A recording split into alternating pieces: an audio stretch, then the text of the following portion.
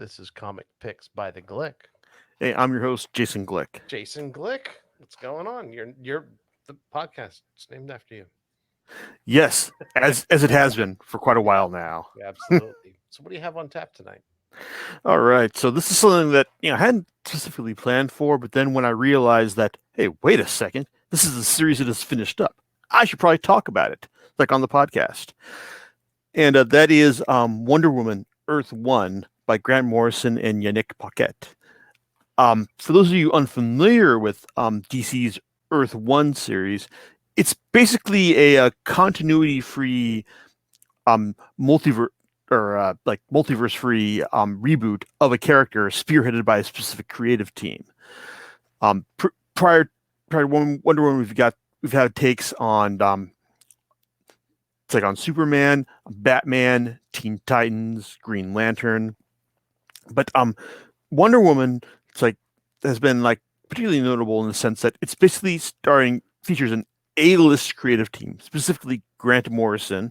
It's like and his freaking artistic collaborator Yannick Paquette, like who have not tackled the character previously. Because Morrison he's written Wonder Woman before. It's like in the pages of JLA, but he's not actually tackled her. It's like on an ongoing basis.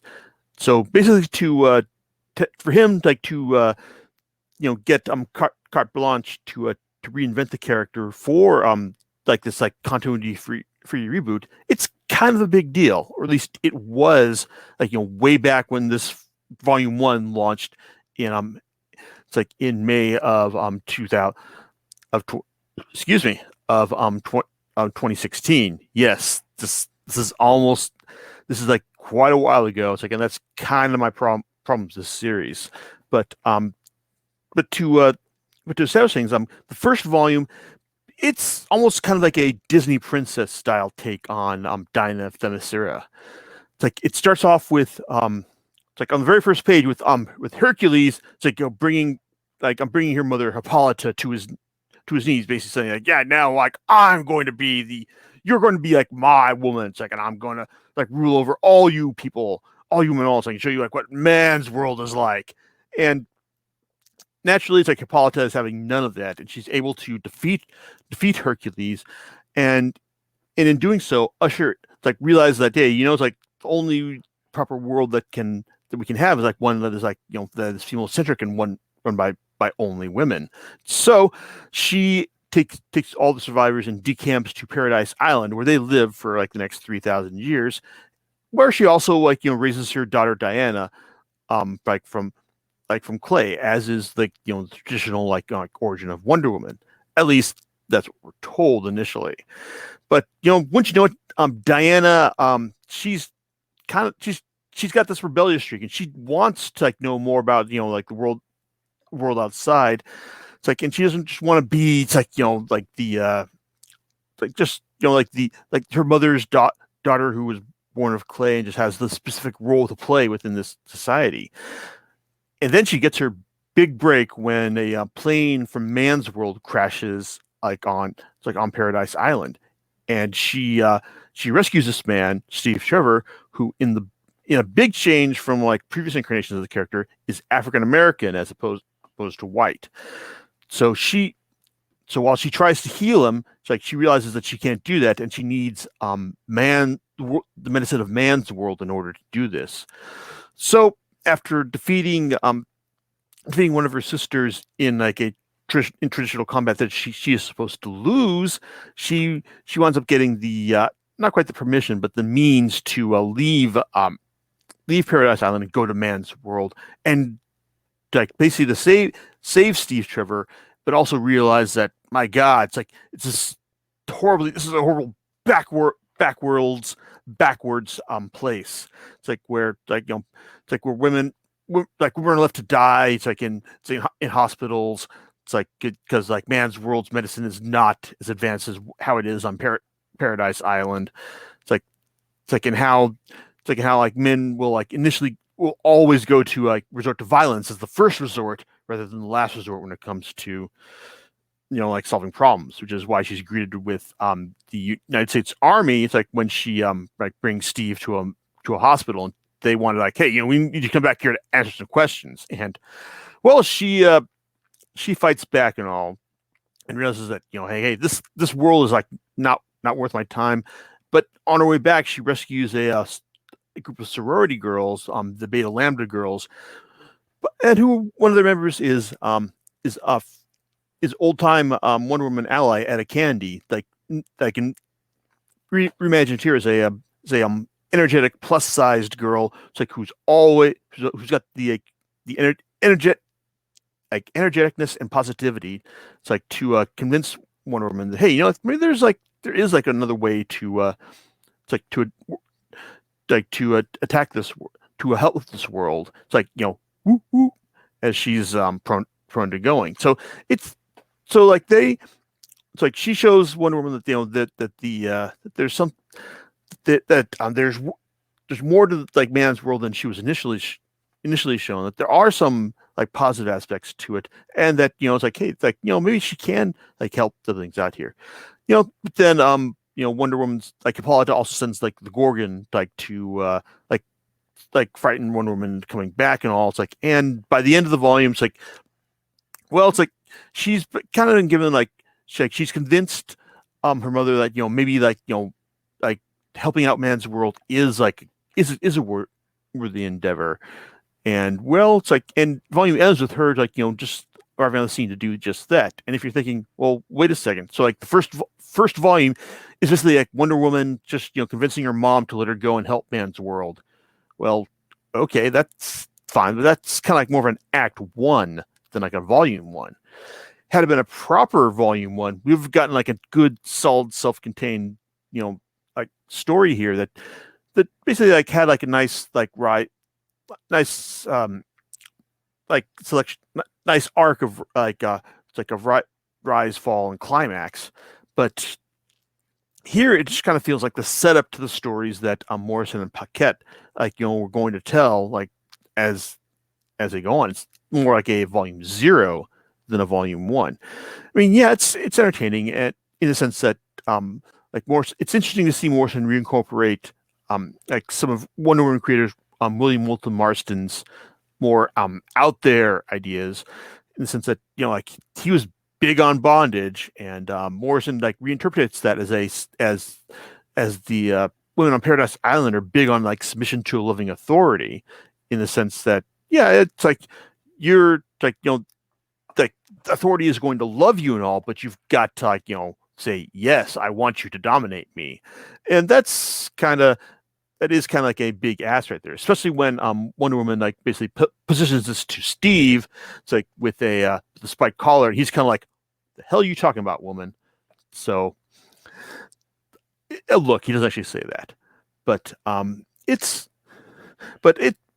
interesting to see him like do this, and it's also like one of the few Wonder Woman stories to openly acknowledge that yes, this is like a island full of lesbians who like have no need of like of men in their life as well. And like as it's just like something that is true throughout the next two volumes, that Paquette's art is thoroughly amazing. Yeah, he might get a bit too arty with how the panel borders are delineated, because he's very fond of like non-standard straight borders, but he loves to use Wonder Woman's lasso as like a very fluid border between the panels, so it can be kind of maybe a bit tough to read at times, but the level of detail and the overall dynamicism that he brings to the art like is something that is like constant throughout each of these volumes. And basically, if you like looking at like great art that tries to like push the boundaries, then yeah, it's like you're gonna want to read all 3 volumes, but just based on that alone. As for the story, well, the big problem with these 3 volumes is that this is a series that really should have been published in 1 volume. I realize that's kind of a big ask, considering like how busy like its creators can be, like how in demand they are. But Wonder Woman Earth 1 volumes 1, 2, and 3 basically don't read as volumes 1, 2, and 3. They read as acts 1, 2, and 3 of an overarching story. Like Earth, like Volume One is basically Wonder Woman realizing that she doesn't want to stay on Paradise Island for the rest of her life, and she wants to go to Man's World and help bring the message of Paradise Island to the women of of Man's World at large. Volume Two is basically her doing that, but also like encountering resistance in the form of like the rulers of Man's World, the military. It's like, and also specific other specific bad actors like Leonard Zako, the like the villain known as Doctor Psycho in the main style DCU, here re-envisioned as a callous pickup artist, and it's like and Maxwell Lord, who, well, if you've seen Wonder Woman 1984, then you kind of know who, you kind of get a kind of an idea who he is, but he's like the psychically powered industrialist who basically formed the Justice League back in the 80s, but also it's like, wanted to control the world himself as well. Like, and it's also worth noting that Wonder Woman snapped his neck. It's like in the lead up to a final crisis as part of like a multi-issue arc called Sacrifice, and her, like, between her title and Superman's titles. And it's like, and also there's the Spectre of Ares, like the god of war who it's like who's been positioned in past Wonder Woman stories as one of her key antagonists, but it's like, and well, it's like, to say more about how Ares figures into the story, it's like, yeah, it's like, it's a like, yeah, I mean, like he's war incarnate. He's like the big bad in that regard. But as far as like how Morrison tries to mix him in here, I think it's really clever in the sense that that the writer basically goes, hey, it's like, why can't Ares and this other guy be the same person? I won't say any more than that, but clever people will probably be able to figure out how that goes. But that kind of leaves Wonder Woman Earth 1 Volume 2 is kind of like the the redheaded stepchild of these volumes, in the sense that it's basically it's basically like Diana coming to Man's World, spreading the good word of like her message, and being undermined by the by the people of Man's World who don't want her to succeed, as well as introducing Paul von Gunther, the it's like the Nazi Nazi Superwoman who tried to invade Paradise Island, but wound up having to submit to the living authority. It's like after the Amazons soundly defeated her army's efforts, and like the twin threats of like her and Zako, what they kind of represent, they're both interesting. Zako's more than von Gunther's, but it still kind of feels like we didn't get enough time here in order to like really like flesh out their respective threats. It's like, because by the end of the volume, both Zako and von Gunther have been dealt with. Like, even after they've both kind of pretty much accomplished their aims, and it kind of feels. And so by the end of the volume, where Wonder Woman is basically established as like the new Queen of the Amazons, it kind of feels like, okay, we're kind of like rushing things here, aren't we? It's like we needed like Dinah's ascension, which just kind of feels more like a matter of circumstance driven by plot, than something that truly felt earned, like in light of the actions of the actors in this volume. So it's like at the end of volume 2, I was kind of like worried that like Morrison was kind of like gonna maybe kind of wrap things up overly quickly. It's like at the end, but well, Volume 3 took a long time to come out, because it only came out about a couple months ago, and had it come out say 1 month later, it's like it would have been like 5 years between Volume 1 and its conclusion in Volume 3. Volume 3, however, I do think is a solid finale to the series, even as it splits its time between the far future of Paradise Island, because it starts off by telling us that that the scenes we're seeing in the initially are 1,000 years later. It's like basically like the Amazons won, but it's not we're now 1,000 years in the future, and well, it's like how did we get there? That's kind of the question, and also like how are the Amazons how is hard Diana and the rest of the Amazons dealing with this like new female centric society that is also like being plagued by men who realize what it was meant like to be men back in the day, and well that's this volume 3 like offers like does set up a lot of interesting setups because it basically has Diana just like investigating what is it going to take in order for like for the for them to overtake like man's world and deliver a world where everyone is like happy with like how things turn out, because while it's like Morrison is like basically arguing for a female centric world like over the course of these 3 volumes. It's like he takes pains to spell out in volume 3 that it's not something where like it's like the women win and the men lose. It's just like the women win and we all are better as a result. It's like that's something that's kind of I think it's kind of key here. It's like, and I think it's kind of lost on maybe some of the critics of this volume, because it's like Morrison is arguing like, hey,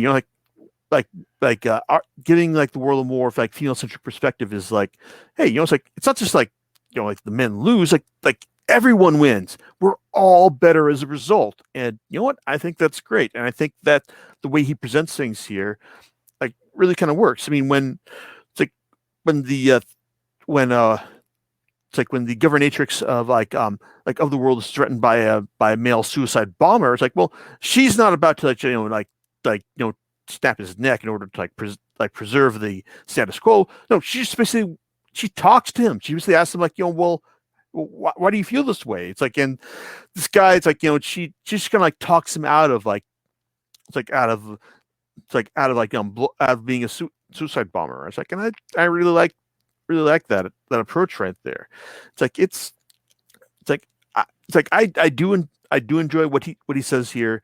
It's like, and also it's like it's telling that by the that in the final portrait of like who's running Amazonia, it's like the end. Well, we also see like von Gunther and Zico like as part of the ruling council. So it's not just like they were just discarded and like dealt with as villains are, but like they were they were eventually like redeemed. It's like, and basically added to it's like their perspectives were they eventually came around to realizing that, hey, this approach means we all win. And of course, like there's also like lots of like fighting and all, because Ares it's like has he's been like pulling a man's world strings all this time because God of War and all. It's like, and we get like some really impressive like fight scenes. It's like as he unleashes his mechs of destruction. It's like on Paradise Island, and also like in the initial act, and also when he brings like the Mark II like giant mech to try and destroy the island, but in the end like Diana has has her own way to to disarm him. So overall, it's like I enjoy these volumes. I think that that they read much better like in one go, as opposed to say if you read them all like when they came out. And I think and I can appreciate what Morrison was trying to do here, but I think that that the writer's approach to doing this was kind of like hamstrung by the format. I mean, like 3 volumes over 5 years. I mean, that's even like a hard task to like keep, unless your series is like utterly transcendent. It's kind of a hard. It's a big ask to like ask your audience to remain invested. It's like when your publishing schedule is like this sort of tragic. So, but now that since like all 3 volumes are available in print, I'd say it's like, yeah, go ahead and buy them. Maybe you can feel free to go ahead and wait until volume 3 is in paperback. or maybe wait and see if DC releases an all-in-one volume for this series, which I think would be the ideal way to experience this series. I mean, yeah, it's it's got some pacing issues as far as how the story is spread out over several years, but overall, I think the message it's telling and the way it was told are entertaining. It's and worth your time. And also, it's hey, if you like good art, then yeah, definitely pick this up. So yeah, this is I recommend this, and Sounds sounds like a pretty solid recommend then. But I'll in obviously in the cheaper volume maybe form. either wait either if you want to buy them now, cool, but you can also just wait until volume 3 hits paperback and get all 3 of them at once. Or I don't know if DC is going to reprint all of these in an all-in-one edition, which would be the ideal way to read this, but who knows? We'll see. Possibly is this available as a download or online? I don't know if there's some equivalent to I don't know, like Comixology DC, something like that. No? Oh, you can buy these digitally, no problem. Digitally is what I meant to say. Imagine that. So, all right, sounds interesting. Do you know what you're going to be talking about next week, sir? Oh man, it's this is a rare time when I'm kind of spoiled for choice as far as what's coming next, because um let's let's see, JoJo's Bizarre Adventure, Diamond is Unbreakable, the final volume is arriving in the mail. It's I've got Outcast by Paul Robert Kirkman and Paul Azaceta. It's the final volume is on my to read list. I have the final volumes of Bendis's Superman. It's as well, and what else? It's oh, and then there's the Hellfire Gala is spinning up an X-Men, so maybe that will happen by the time I get through all this stuff. Oh, and then there's also King in Black, which I'm gonna have to rope Myron in to talk about, because it's Venom centric, so we need his expertise on this as well. So yeah, it's I got plenty of stuff I want to talk about. It's just we'll as far as what happens next week, well, you'll have to be surprised. All right, we'll catch you next time on Comic Picks by the Glick. All right, laters.